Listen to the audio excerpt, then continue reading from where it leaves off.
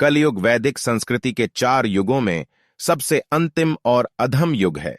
इस युग का समय भगवान विष्णु के दशांशांतर से शुरू होता है और उसके पश्चात नए युग, सत्ययुग, त्रेता युग और द्वापर युग आते हैं।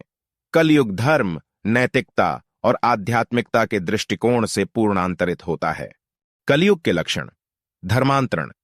कलयुग में धर्म का अंतर्णन होता है और अधर्म का वृद्धि होता है। मनुष्य नैतिकता से वंचित रहते हैं और अनेक पापों में लिप्त होते हैं। अनाचार। कलयुग में अनाचार, अव्यवस्था और भ्रष्टाचार का विकास होता है। लोग धर्मानुसार नहीं जीते बल्कि अपने स्वार्थ के लिए अनुकरण करते हैं। विवाह के नियमों की लापरवाही। कलयुग में विवाह के नियमों की लापरवाही होती है। लोग अपने पारिवारिक संबंधों को भी भूल जाते हैं और विवाह के महत्व को कम समझते हैं। अनुशासन की कमी। कलयुग में अनुशासन की कमी होती है। लोग अपने कर्तव्यों को उचित रूप से नहीं निभाते और अनियमितता का सामना करने के लिए तैयार रहते हैं। भक्ति की कमी। कलयुग में भक्ति की कमी होती है। लोग मानसिक शांति और आत्मिक उन्नति के लिए ध्यान और भक्ति के मार्ग को नहीं अपनाते। युद्ध और संघर्ष। कलयुग में युद्ध और संघर्ष का प्रचलन होता है। लोग अपने स्वार्थ के लिए अनेकता और विवादों में फंस जाते हैं। विज्ञान और प्रौद्योगिकी की उन्नति। कलयुग में विज्ञान और प्रौद्योगिकी का विकास होता है। तकनीकी उन्नति ने मनुष्य को समृद्धि की ओर आगे बढ़ा दिया है। मानसिक विकृतियां। कलयुग में मानसिक विकृतियों का विकास होता है। असहिष्णुता, द्वेष और ईर्ष्या जैसी दुर्भावनाओं से भरे लोगों की दुनिया में दिल नहीं रहता। कलयुग में लोग विभिन्न प्रकार के पाप करते हैं जिससे उनका आध्यात्मिक और नैतिक विकास प्रभावित होता है। यहां कुछ प्रमुख पापों का वर्णन किया गया है।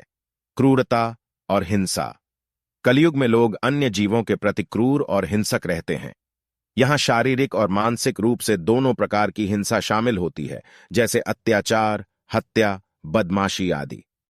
चोरी और व्यापारिक अनैतिकता। धन की लोभी भावना के कारण लोग चोरी, लूट और अनैतिक व्यापार प्रथाएं अपनाते हैं। यह व्यक्तिगत और सामाजिक स्तर दोनों पर प्रभाव डालता है। अहंकार और दुर्भावना। कलयुग में लोग अधिक अहंकारी बनते जा रहे हैं। यह उन्हें दूसरों के प्रति नाराजगी, ईर्ष्या और असहिष्णुता की भावना को बढ़ाता है। परिवार में विवाद। कलयुग में परिवारों में विवाद और झगड़े होते रहते हैं। इसके परिणाम स्वरूप रिश्ते दरारदार हो जाते हैं और वंचित अनुभवों का सामना करना पड़ता है। नशे की आदतें।